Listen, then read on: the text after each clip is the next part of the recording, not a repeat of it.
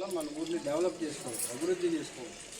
అంటే గ్రాంట్కి మనకు ఫ్రీగా ఇచ్చేదన్నమాట డబ్బులు. మన మున్సిపాలిటీ బాగుంది అంటే స్వచ్ఛంగా ఉంది, ఎటువంటి చెత్త లేదు, కాలువలంతా శుభ్రంగా ఉన్నాయి అంటే ఈ కార్యక్రమాలు చేయటం వల్ల మనకి పైనుంచి గ్రాంట్లు వస్తాయి. ఆ గ్రాంట్ల ద్వారా మనకు వచ్చే డబ్బులతోటి ఇంకా రోడ్లు కానీ పార్కులు కానీ అన్నీ అభివృద్ధి చేసుకోవడానికి అవకాశం ఉంది.